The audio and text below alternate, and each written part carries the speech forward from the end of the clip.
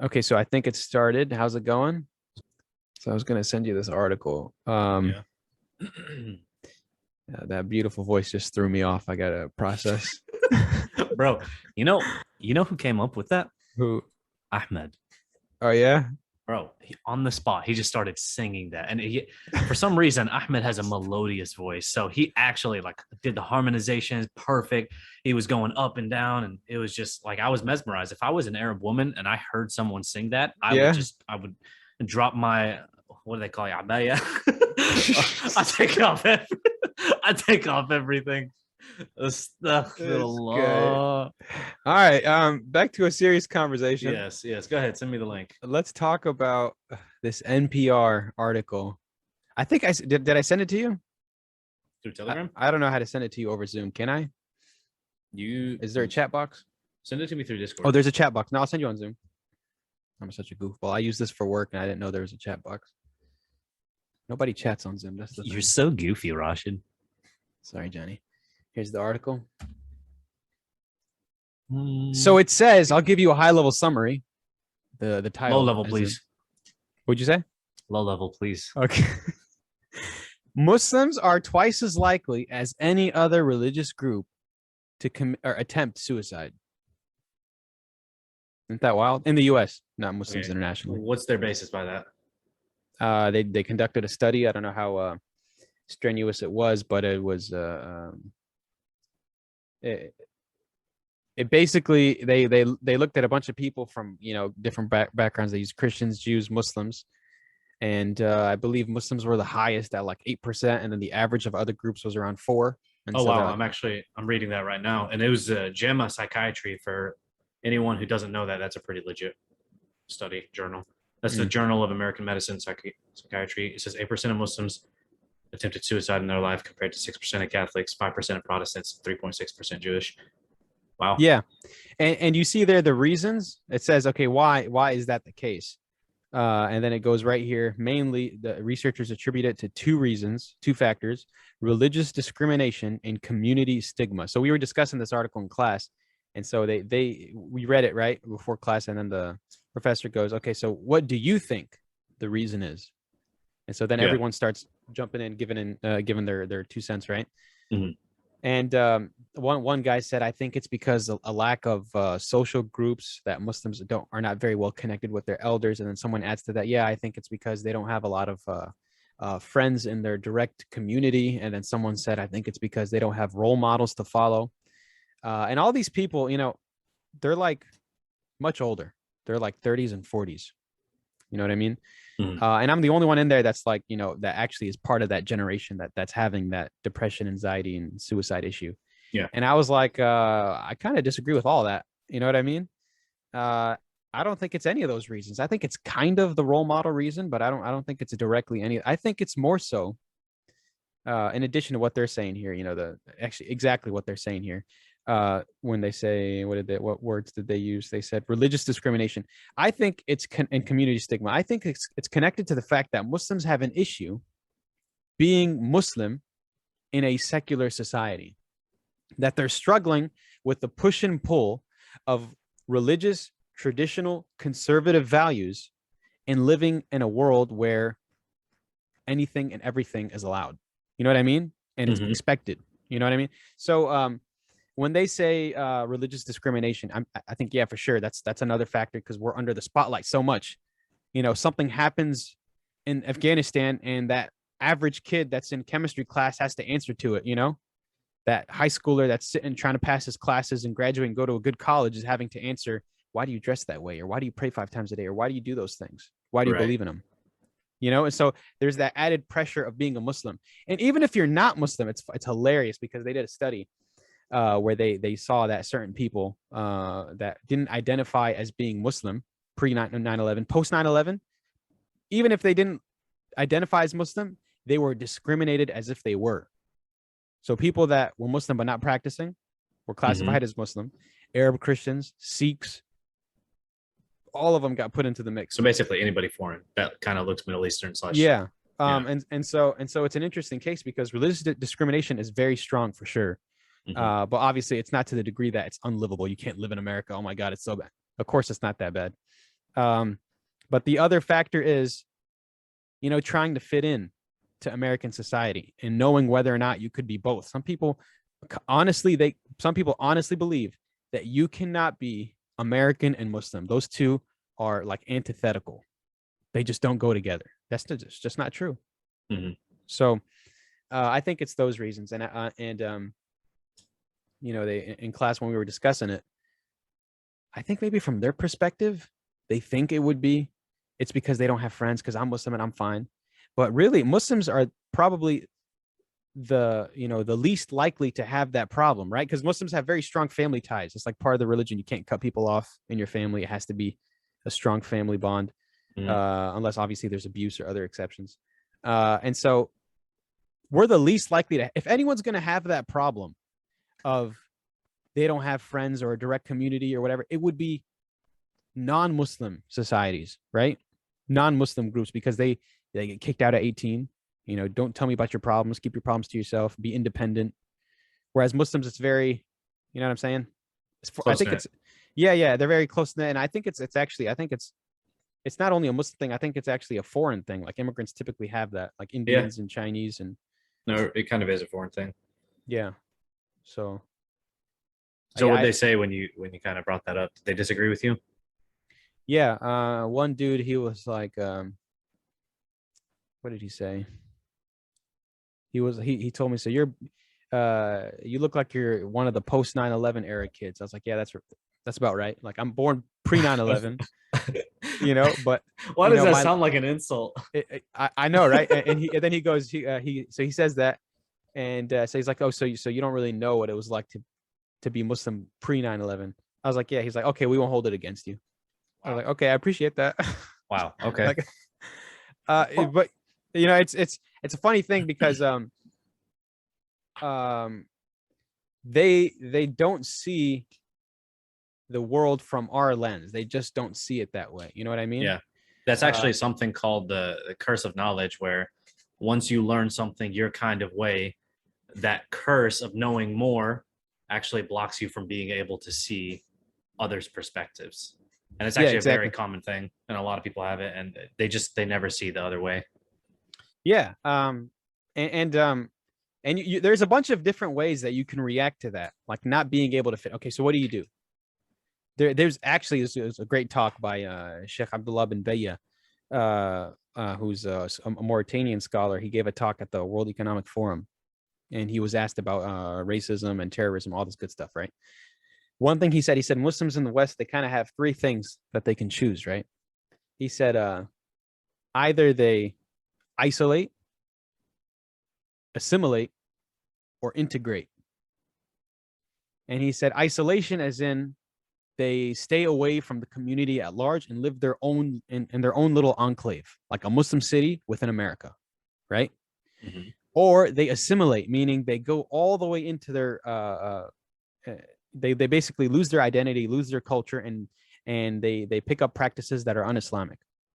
Or they integrate. They become part of the salad bowl. You know what I'm saying? Like a salad bowl versus a soup. You don't lose your identity like a salad. Every part of it is like different. It's itself. It didn't lose its flavor or taste. It didn't become one like a soup is one flavor. Like solids and liquids, you mean? That would make more sense. Well, salad versus soup. You know what I'm saying? No, because the salad is solid. And the soup is liquid. Exactly. It all mixes together. Exactly. That's what I'm saying. So they're not losing their cultural identity, is what you're saying. Exactly. And that's what he's saying, is that's the sunnah, that what you're supposed to do is you become part of the community, but you don't lose your identity. And no one expects you to lose your identity in America. Maybe in France, you can't be something hyphen French. You can't be French American, French African. You just French, right? But in America, you can be whatever you want. You can be Hispanic American. You can be Arab American. You can be Indian American. There's no one expecting you to give up something of your own to become American, because what does it mean to be American? All it means is that you believe in the ideals of the Constitution, which is and the amendments is that you believe in freedom. Ultimately, freedom. Yeah, ultimately it's freedom. Yeah, exactly. It's freedom of religion, freedom of speech. And all those rights that you have as an American. That's exactly what it means to be an American. At the end of the day, You could be whatever else you want. You could be Christian, atheist, Muslim, Jewish. It doesn't even matter who you are or what you believe. All it matters is that you live and let live. And so you don't have to lose Islam. You don't have to lose your beard if you want to have a beard. No one's asking you to stop. And if you want to wear like some really, really conservative Muslims do, if you want to wear all black and a niqab, no one's stopping you. However, though, let me add a note about that. Sheikh bin Bayya is, bro, I'm telling you, you got to look this man up. He was talking, he got a question. Bayya? Huh? What's his name? Bin Bayya. Like B-I-N and then B-A-Y-Y-A-H. He was talking, one time a caller calls him and asks him, he says, I live in Belgium. This is like some Saudi guy that's living as an expat in Belgium. He says, I'm living in Belgium and my wife wants to take off the niqab.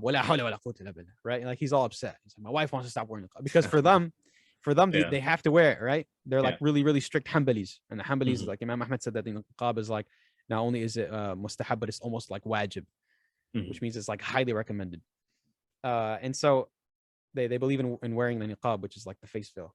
Yeah. And so he was like, you live where? He said, in Belgium. And he's like, and what's the issue? And he said, my wife wants to take off the niqab. And he goes, subhanAllah.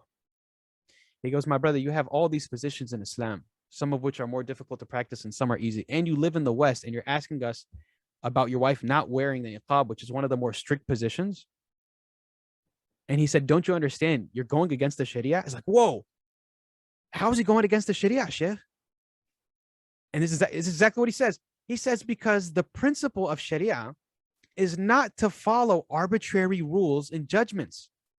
You don't just go and take the Quran and the rules and you go, okay, this it says this, do this, do this, do that. There's a goal implied. And this is one of the fiqh principles from Sheikh Ibn Taymiyyah, I believe, which is what he mentioned, is that the min maqasid al-Sharia, from the goals of the Sharia, تحصيل المنافع وتكميلها وتعطيل المفاسد وتقليلها. That one of the goals of the Sharia is to increase of that which benefits you and complete it, and to limit that which harms you and decrease it. And he said, my brother, by expecting your wife to wearing this niqab in a Western land like Belgium, he said, you're increasing the people's hate for Islam. And in that situation that you're in, it may cause them to pass legislation against Muslims and increase the harm against the community. So you're not doing something good. Now, like we're just talking about the niqab, just the face veil. We're not talking about the whole headpiece, the covering and everything. Just the face veil. Yeah, because the hijab is not something that someone said you don't have to wear it. You know what I mean? Exactly. But they're treating it like it's the whole hijab. Yeah, and so he's saying, like, you have Islam is like, it's like a spectrum. You know what I mean? Of valid opinions. Some of it is closer, more liberal, and some of it is more conservative, but all of it is valid. You know what I mean? That's the spectrum. This guy is picking the one all the way to the right, making it so difficult when he could be picking the one that's a little more on the left, and both of them would be accepted.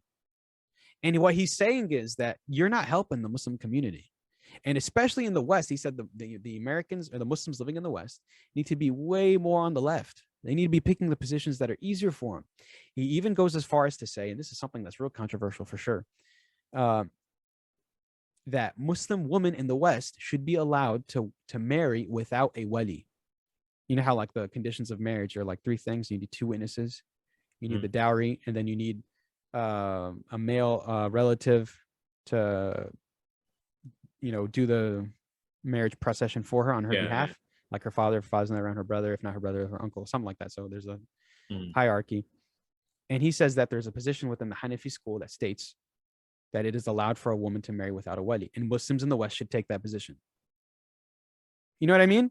And so people that make it so difficult, that make it so strict, and they pick these rules that are the most strict in Islam, thinking that by doing this, I'm doing more hasanat, when it's not the case. There's a reason why we don't have a papacy. There's a reason why we don't have an Islamic hierarchy, why we don't have a pope. It's for this, it's a rahmah, it's a mercy. Like Allah subhanahu wa ta'ala says, or the Prophet said that when Salman al-Farisi, when he came to ask the Prophet about a question about whether it's halal to eat butter from a certain animal, because he heard it was haram for the Jews, and he was wondering if the Muslims are going to apply that rule, because he was a new convert at the time. He said that anything that the Sharia does not comment on is halal for you. Right? So he was saying to him that this is a mercy from Allah. Allah did not forget. It's a mercy to you that he did not call upon that. And so when the ulama go and they figure stuff out, right? And they think and they talk together, like, is this halal? Is this haram? And they have differing opinions. It's okay to pick an opinion that's differed upon, i.e. fatwa shopping, seriously, like, it's okay to pick something that not all Muslims agree with, as long as it's a valid opinion. That's new for me, fatwa shopping. Yeah, like they call it that. Dude, that's not haram. It's not haram at all. Like on the Ami, like a person that's like the average Muslim that doesn't really study Islam, if he goes to a scholar and scholar tells him, as long as he's a valid scholar, of course, and you can tell if someone's a valid scholar if you ask people about him. Like there's a whole issue about who's a scholar in Islam. You remember that Turkish journalist Mustafa Akgül? Mm-hmm. Remember him when he came to USC? Dude, you know about that guy? He's part of a policy think tank in DC, like a really prestigious one. I forgot what it's called. I think it's I can't remember the name right now, but he's actually a big shot. And he came to give a talk at little old USC. Anyways, he said, that. I'll be honest, I don't remember. Yeah, actually. But he where was I going with this? What were we talking about right before Mustafa Akgül? Fatwa shopping? Yes. Yeah. Fatwa shopping. Scholar. Yeah. Who is a scholar in Islam? So remember there. Okay, so let me just refresh your memory. We were discussing something and we were saying that in his opinion this is halal, and then I said, well, I apologize, but you can't just say that. You know what I mean? Like, because he said in my opinion, I can't remember what it was, but he said, no, in my opinion this is halal, and we were at a table discussing with non-Muslims, with some Christians and a Jewish dude, and someone asked him, is this okay? Was this that religious teacher? No.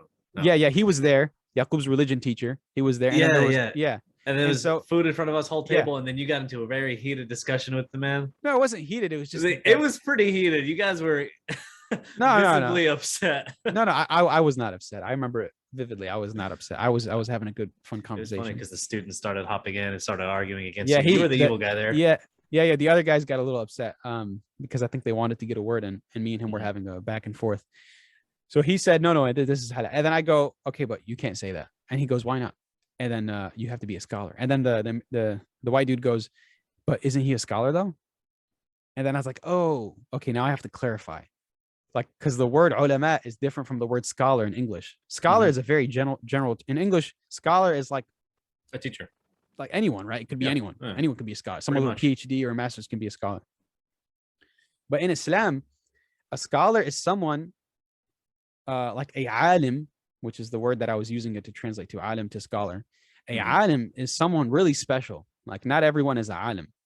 Like their numbers are in the probably tens of them in the world today.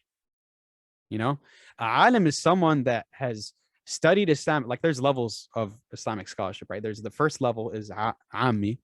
That's someone that doesn't study Islam at all, right? That's the average Muslim. Doesn't study Islam. If he has a question, he goes to a scholar, he asks it, the scholar gives him an answer, and he goes back to what he was doing. Okay. There's the guy above that who's called talib ilm, the student of knowledge. That would be the majority of Muslim scholars and dua and people that teach Islam and educate and make videos on YouTube. Like those are tulab al-ilm. Like I would be considered talib ilm because I study Islam and because I'm not any scholar level, but I would be considered a student of knowledge, right? The level above that one, it depends on which path you go now. Okay, so you could go into a madhab, which is a school of thought in which there is a methodology of learning Islam, and you can go and become talib ilm of a madhab, and they have different levels depending on the madhab. I believe the Maliki madhab, the first level is mujtahid in-nawazil. Mujtahid in-nawazil is someone that is allowed to form opinions based on precedent from his madhab. Like if there's a question about something, he can look to the madhab and see what the answer is for that, but he can't form new opinion. That's a higher level. And then there's mufti in nawazil. Mufti in nawazil is very similar to mujtahid in nawazil. And then there's mujtahid muqayyad. Okay, so that's mujtahid Okay, so I should explain mujtahid. Mujtahid is, it literally means, mujtahid means like in Arabic proficient, like someone that's really, studious. But in this context, it means someone that's like, he mastered something. He mastered the knowledge and he can form his own Islamic opinion based on his knowledge, right? Mm-hmm. Like right now, when we ask a question, like, is it halal to do this? We go to a scholar. The scholar himself sometimes can be a mujtahid who can give you his own opinion without looking at precedent. That's a mujtahid. Very few people are mujtahid though. And so the mujtahid is different in two ways. There's mujtahid muqayyad bil madhab, and then there's mujtahid mutlaq, which would be the alim. Mujtahid muqayyad bil madhab is a person that he can form his own Islamic opinion based on the methodology of his school of thought. So Maliki, Hanafi, Hanbali, and Shafi'i. There's four of them. The mujtahid mutlaq means absolute mujtahid. Means this guy is so solid in his Islamic knowledge and understanding that he can form his own Islamic opinion with no precedent.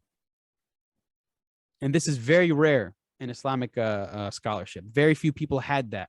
How do you get that, right? Now's the question. How do you become a mujtahid mutlaq? And who decides who's the mujtahid mutlaq? Is there that's a pope? What you were saying there was when you were talking to that one person where exactly. you said you need to be a scholar to form an opinion, basically. Exactly. And so how do you become that? How do you decide, okay, this guy's mujtahid mutlaq? You need to get something called tazkiyah. What's tazkiyah? Tazkiyah literally means purification, but in this context, it means like affirmation. So there's no hierarchy in Islam, in Sunni Islam at least. The Shia have a hierarchy. They have the Ayatollah who's on top. He decides their affairs and he points them in whatever direction he wishes. There's no hierarchy in Sunni Islam. It's a peer review system. When you log on to JSTOR and you look for a medical journal and you want to understand, hey, is this a solid medical? You look at what other people said about it, right? Right. Did other people replicate their study? Did other people say good things about it? And who are those people that affirmed it? Are they prestigious people? Are they leading doctors in their field or whatever? That's what it is. And so this guy that's a mujtahid mutlaq does not give himself the title. Other scholars give him that title of his time. And so when someone asks about Sheikh Yusuf al-Qardawi, who gives, very liberal fatwa, religious edicts for his time. So it's more liberal than what others perceive, but I don't think they're very liberal, to be honest. When he gives a fatwa saying it's halal for a girl in Spain to remove her hijab during swimming class because it's required for her to graduate, and we're not going to forbid our daughters from an education and stop them all from graduating. Just remove your hijab during swimming class and then put it back on. When he gives a fatwa like that, he can only do that as someone that is very, very high in Islamic scholarship, mujtahid mutlaq. Now, who said about that? Who said that he has that level? Of other scholars, like Sheikh Hassan al-Dadu, who himself is a mujtahid, and amongst others. And so when someone like Mustafa Akil, with all due respect to him, he's a great journalist. You know what I'm saying? He's written for a bunch of people like the Wall Street Journal and Foreign Policy and other ones. When he walks around saying, I'm helping, like he writes books about Islamic reform. I apologize, but you just can't do that from the outside. It doesn't work like that. You know what I mean? If you look at Islam and you see, okay, this is really strict over here. Why is it like that? Let me change it. Let me publish a book saying Muslims need to fix this. That's just not how it works. It's if there's an issue like that, you should bring it up with the real shuyukh, because those are the ones that have scholarly authority. Why is that the case? Who gave them that authority? Not any political institution, not any government gave them that power. It's from Allah. It says it in the Quran. Al-ulama warathatul anbiya. The scholars are the inheritors of the prophets. So, and it also says that if you have a question, that you should take it up to the people of knowledge. And the tafsir says the people of knowledge are the ulama. And so when you try to by-step that process, like, let me just skip that, let me just publish this book, it doesn't get received in a nice way. You know what I mean? Like no one's going to take you seriously.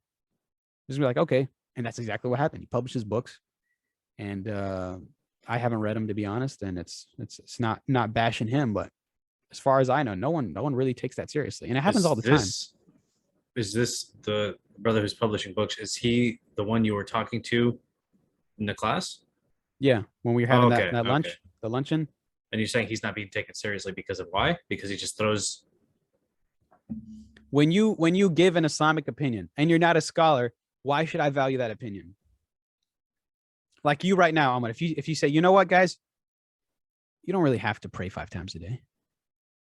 We'll be like, okay, word. We'll just keep walking, you know. You know what I mean? Yeah. Okay. Okay. So that's something that's more concrete. That can never change, right? Because there's hadith that explicitly state that you have to pray 5 times a day. Let's say something that's a little more murky. Mm-hmm. You know what, guys? It's halal to donate your organs because this is something that's actually contested. Mm-hmm. Well, why would I take your opinion seriously? You have, no precedent in Islamic knowledge.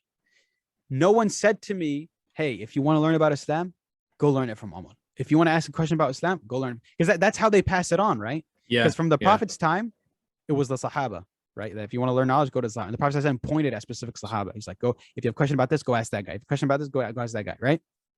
And then the Sahaba passed it on to other Sahaba. Like when a Sahabi, I think it was Abdullah bin Umar, was like, hey, I'm getting too old and I can't consult on your affairs. If you have any questions, go to the Sahabi. And then they would refer to the Sahabi. And then the Sahabi would refer to the Tabi'een. The Tabi'een are the people that followed the Sahaba, the generation that followed. So the people that never lived to see the Prophet ﷺ, but they were right after the generation that saw. And then there's the Atba' Tabi'een, the followers of the Sahaba. Okay. And so it kept flipping down, like, okay, this guy's knowledge, this guy's knowledge, all the way to our time. And there's a bunch of scholars throughout our history, like Ibn Taymiyyah, Ibn Hajar, Al-Dhahabi, all these scholars throughout our time that people have said about them that, hey, they're solid. Look, go, and the imams of the madhahib, Shafi'i, Imam al-Shafi'i, Imam Ahmad ibn Hanbal, who's the other two? Hanbali, Shafi'i, Maliki, Imam Malik, Hanbali, Shafi'i, Maliki. What's the fourth one? Maliki, Shafi'i, Hanbali. I can't remember right now. Hanafi, Imam Abu Hanifa. And then it goes to our time. Go ahead. Is that just the 4 schools of thought? Yeah. Those methodologies were derived from 4 scholars of the past. Okay. Some people will come to you and say, Bab al-ijtihad ghuliqat, that there is no more formulation of Islamic opinion. That door has been closed. Not only is it closed, it's sealed shut. You can no longer form Islamic opinion. Some people literally say that. They have no precedent to say that. When did the Prophet ﷺ say no more ijtihad? We've been doing ijtihad in every single generation up to ours. And now you want to walk up and say there's no more ijtihad? What right do you have to say that? Who gave you the authority to walk around and tell other Muslims there is no more ijtihad? Who? Seriously, like, it's ridiculous. Like, who told you we have a papacy? Who told you you're the Pope? Who told you you're in charge? We don't have that. This is a peer review model. The only thing that gives you legitimacy is other scholars that offered you that legitimacy. So for you to walk around and say, you know what? I'm in charge. No one else can make ijtihad. It's like, dude, that's just so ridiculous. It really boggles the mind that you think you can do that. Some people also say, and typically the people that espouse they give these positions are the ones from Saudi Arabia. You know what I mean? The really, really conservative scholars, the one that go, no, we just follow Ibn Taymiyyah, we just follow Ibn Uthaymin, Bin Baz, we don't touch nobody else. They say, because they have this famous website that everyone looks to. And the only reason I know is because I was actually told to, if I have a question, to go to that website. But anyways, without talking bad about anyone, Islam Q&A, they say on it, someone asked the question, ما هي التغيرات في الإسلام ما هي basically in English, what are the things that stay the same and what are the things that can change? The question was directed based on this principle that there are certain things in Islam that stay stationary, that never change, and there are certain things that can change. And the response was, there is not لا يوجد شيء تسمى بالضرورة التغيرات لا يوجد شيء تسمى بالتغيرات في الدين بتاتا. There is not something called the changeables in the religion at all. Nothing changes from now until the day of judgment. From the Prophet to the day of judgment, nothing changes. And who are we to say that something can change, hasha, God forbid, that anyone would change their religion besides the Prophet, peace be upon him, himself. It's like, wow, okay. Have you ever heard about Islamic scholarship for the past 1400 years? Things have been changing all the time, you know? Things have been, new opinions have been formed based on new situations and circumstances all the time. So how can you walk up and say that nothing ever changed? If you say that, honestly, there is no difference between you and the Taliban, because that's what the Taliban believes. Straight up. The Taliban look at what happened during the Prophet ﷺ's time, and they apply it to their lives. Why is it haram for you to talk to a woman without a barrier? They literally have these classrooms where when the teacher goes to teach like a girl Quran, right? He puts a curtain between him and the girl. My man, she's literally, wallahi, she's wearing the niqab and not even the niqab, but the burqa, the burqa that comes over her head and everything. You can't see anything, and there's a curtain. It's like, where did you get that? Oh, because in the Quran it says that when they consult the Ummahat al-Mu'mineen, the mothers of the Prophet, or the Ummahat al-Mu'mineen, the mothers of the believers, that min wara'i hijab, you consult them from behind a barrier. And so this is what we do. It's like that was a special status given just to the mothers of the believers, the wives of the Prophet. Who told you to apply it to every girl? And on top of that, who told you to make that ijtihad that this is how you apply it? Who taught you this? And I was looking into it, and they say that the Taliban, they were trained up and taught by the Deobandi school. I don't know how true that is because, I'm pretty sure the Deobandi school is more Sufi than it is Salafi and conservative. But this is what I think, you know what I mean, in terms of the Afghanistan situation. Why is it that whenever there's a problem, the solution is let's just bomb the hell out of them? You know what I mean? Let's fix this by killing them. Why didn't someone walk up and say, like, guys, we have a problem with extremism in Islam? Like, I'm talking about the someone in the government, like the Pentagon. Why don't they just go, we got a problem with extremism. We know moderate Muslims exist. Let's go ask them about this. Let's go get some moderate allies. We have some moderate allies in the world. We got countries like Jordan and Turkey and Indonesia and whatnot. Let's ask them if they can ship out their scholars to the Taliban and just have a frank and open conversation, a dialogue. Maybe they'll walk up and change their minds. Maybe they won't and nothing happens and they'll come back home. What do you think? Isn't that a feasible solution? Seriously. I am not one of authority to say one way or the other. No, I'm just saying from your opinion, like, dude, okay, if someone's extreme, like seriously, he's a Muslim, but he's extreme. Mm-hmm. He has very extreme ideas, i.e. the Taliban. How do you change his mind? Like, it's not one person, it's an entity. It's a bunch of people that propagate this belief and they're taught that this is Islam. How do you change that? I personally wouldn't believe that you could change your mind. I think you can, because it happens all the time. How? You dialogue. You come and teach them, like, hey guys, buddy, you're going against the entire precedent of Islamic scholarship. Like, no one does this. No one, literally no one believes in what you do today, except a tiny minority of a few scholars that agree with your extremeness. Because no one agrees with them. Like Sheikh Hassan al-Dedu, Sheikh Abdullah bin Bay, Sheikh Qadar, all these guys are like, they would literally call them out on it. And I think that's really all it takes, is someone to say, you're not practicing Islam correctly. And I don't know why no one in the world thought about this. Maybe they did. Maybe when they brought the Taliban to a conference in Qatar, maybe some scholar walked up and like, hey guys, you got this going wrong, and we don't know about it because it wasn't publicized, and they ignored them. I don't know. But I honestly think that, dude, like seriously, when you bomb someone, that only increases them in their hate for you. And they'll just have more resolve. Like, see, I told you they'll kill us. Okay, I can agree that what's being done about it is not the best thing that could be done. But I don't think that going and talking to them and saying, hey, the way you're thinking is wrong because of this reason, so, that they're going to be like, oh, yeah, that makes perfect sense. Let me just well, they might not, right? They might not be receptive, but it's worth a try. It's worth a try, but I don't think it would be that successful. Otherwise, it probably would have been done. There's probably some people in there that have thought that and left. And then, I don't know, it's probably not as easy as we think to just leave the Taliban. Like, the people who are in there have been in there for a long time. They're probably used to teaching people. They've been around in that environment. No. See, I'm not talking about leaving the Taliban or convincing people to leave the Taliban. I'm talking about reforming the Taliban. I'm talking about, no, that ain't gonna happen. I'm telling you, dude, anything is possible.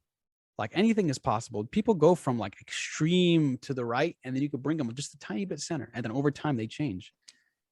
Like and it starts with, okay, so first of all, why is someone receptive to something that's extreme? Why are the people in the Taliban so inclined to believe that Islam is harsh and cruel and difficult? Why? A lot of things are because of the land within which you live. They call that in Islam urf, the customs, your upbringing, your habits, your daily life, the people that you can interact with. All of that has an effect on the scholars of your land, which is why historically, when you have a question, you ask the scholar of your land. You don't go to Saudi Arabia to ask, hey, is Thanksgiving halal? You know, he's going to be like, what kind of holiday is that? Oh, it's an American holiday where there's turkey and we do a little celebration. He's like, oh, no, it's halal. It's not haram. Or it's not halal. It's haram. Any un-Islamic holiday is haram. Like, dude, it's just not how it works. You go to the people of your land because they know what's going on. Go ask Sheikh Yasser Qadi. Go ask Sheikh Omar Salman. Go ask Sheikh Abu Isa if you're in the UK. That's how it works. And so when you're talking about the urf of a land, the customs of a land, and how it shapes society, if your land is war-torn and all you've ever known is bloodshed and killing and death and violence, you're going to have a very extreme view of the world. You know? I agree. So step one is to let them live in peace. Just back up for a second. Let them live in peace. Let the situation stabilize. And then come in and do open dialogue and see what happens. I think it's very possible to fix the situation. I think it's possible. I don't think it's probable. Yeah.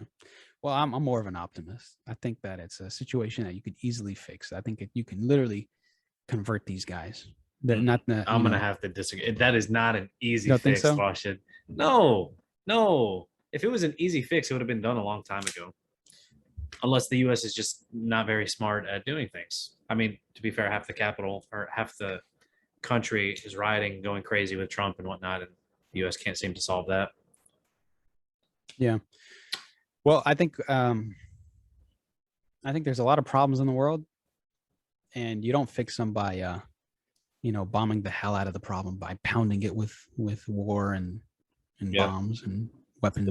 We like to fight fire with fire. Sorry. Yeah, that's it's how exactly it works, it. Rashid. And you're only making a bigger fire. Yeah. So and the more you perpetuate violence, the more they stay in a state of violence, then their extremeness will never go away. They're just going to stay that way. They're just going to continue to be brought up in a very violent situation, and they will have a very violent view of the world. And it's only natural to be violent if that's what you're getting your whole life. That's not, because it's not unnatural anymore.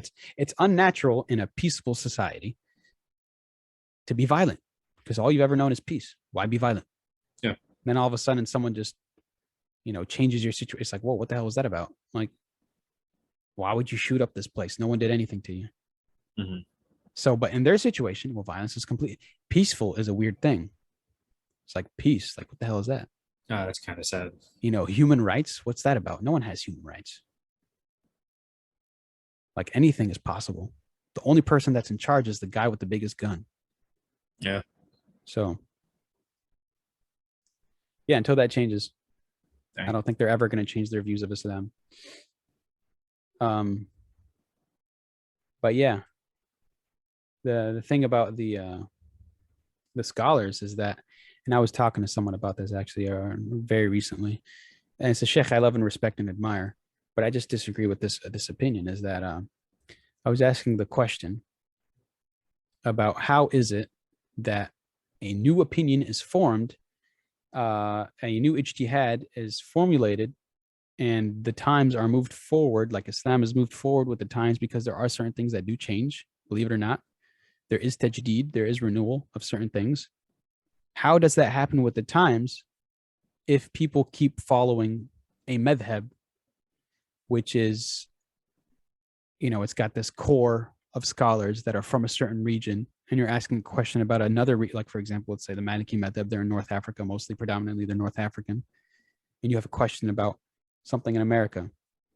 Well, how does it work that I can form a new Islamic opinion that applies to Muslims in the West, when you're talking about asking a madhab that's predominantly from North Africa? And the response was, well, you have to wait until Muslims in the West become part of that methodology, that madhab, and over time, as scholars form from their ranks, they can then form Islamic opinions that change the madhab, that move the madhab forward.